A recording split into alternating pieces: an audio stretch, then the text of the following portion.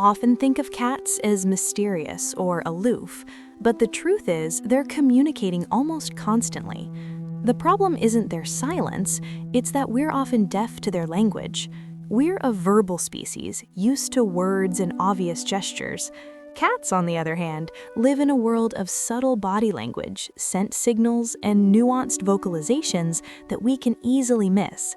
To understand them, we have to step out of our human-centric world and try to see things from their perspective.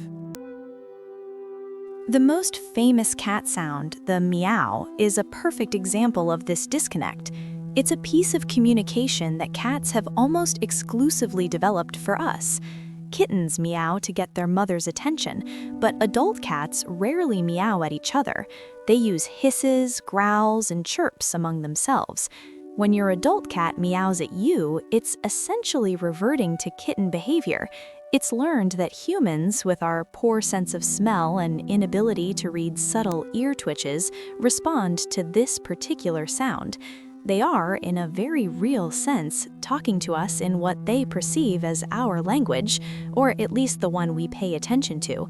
The tone and pitch of the meow can mean anything from a polite hello to an urgent, "my food bowl is empty." But vocalization is just the tip of the iceberg. The real conversation happens through body language, and the tail is like a giant expressive antenna. A tail held straight up, perhaps with a little quiver at the tip, is a sign of confidence and a happy greeting. It's the equivalent of a friendly wave. If that tail has a little hook at the end, like a question mark, it's an even friendlier, more inquisitive hello. A tail swishing back and forth slowly can indicate focus, like when they're watching a bird outside the window. But if that swishing becomes a frantic, sharp whipping motion, it's a clear sign of agitation and overstimulation. It's the cat saying, "I'm getting annoyed, please stop what you're doing." A puffed-up bottle burst tail is a dead giveaway for fear or aggression. The cat is trying to make itself look bigger to a perceived threat, and a tail tucked down low or between the legs signals fear, insecurity, or submission. Next, you have the eyes.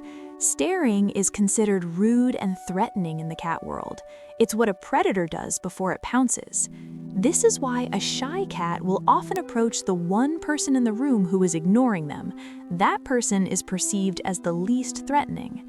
The most important signal you can learn is the slow blink. When a cat looks at you and slowly closes and opens its eyes, it's a sign of immense trust. It's often called a cat kiss. In the wild, closing your eyes in the presence of another animal makes you vulnerable. So a slow blink is a non-verbal signal that says, "I feel comfortable and safe with you. I trust you enough to let my guard down." The amazing thing is, we can do it back. If you make eye contact with a cat and slowly blink, you're communicating in their language. You're saying, "I am not a threat. I feel comfortable with you too." It's one of the most direct and effective ways to build a bond with a feline. Their ears are like little radar dishes, constantly swiveling to pick up information. Ears pointed forward mean the cat is alert, interested, and engaged with what's in front of it. As the ears start to rotate sideways, it's a sign of increasing irritation or anxiety. And when they flatten completely against the head, sometimes called airplane ears, it's a major warning sign. The cat is either terrified or preparing for a fight. It's a defensive posture that protects their ears from claws and teeth in a potential conflict. Even their whiskers are part of the conversation. When a cat is relaxed and content, its whiskers will be mostly still and sticking out to the side. When it's curious or hunting, the whiskers will push forward, gathering sensory information about the object of their interest. Pulled back flat against the cheeks, however, the whiskers signal fear or defensiveness, much like the flattened ears. But to truly get inside a cat's mind, we have to appreciate the most powerful and most alien of their senses: smell. We humans live in a world of sight and sound, but cats live in a world of scent. They have a specialized organ in the roof of their mouth called the Jacobson's organ, which allows them to taste scents in the air. When you see a cat with its mouth slightly open, a look called the Flehmen response, it's pulling in scent particles to get a more detailed chemical analysis of its environment. This reliance on smell is the key to their social behavior.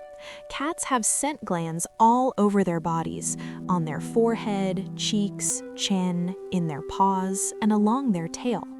When your cat rubs its face against you or the corner of the sofa, it's not just a cute sign of affection.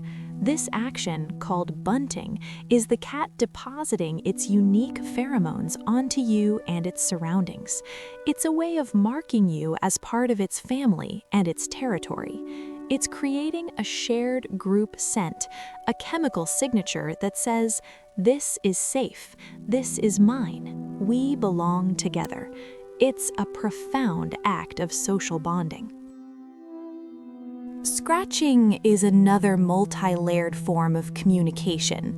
On one level, it's physical maintenance for their claws. On another, it's a visual marker.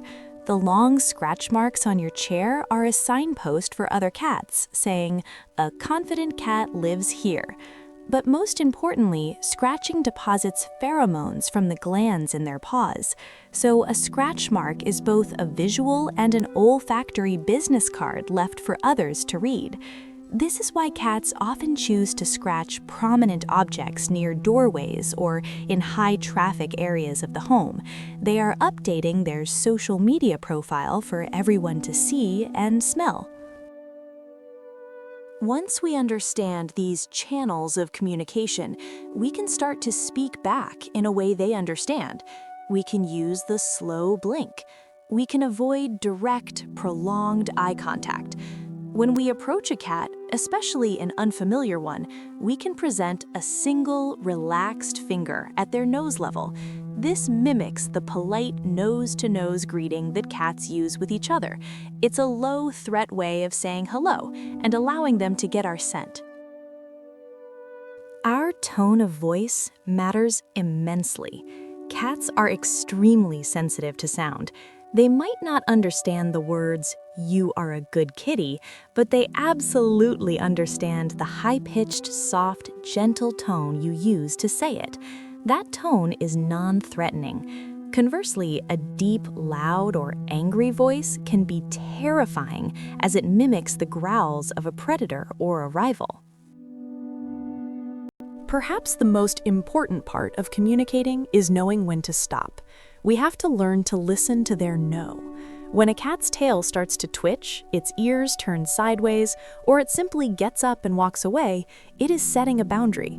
A human tendency might be to follow it or keep petting, but that breaks trust. Respecting their desire for space is a powerful form of communication. It tells the cat that you understand their signals and respect their autonomy.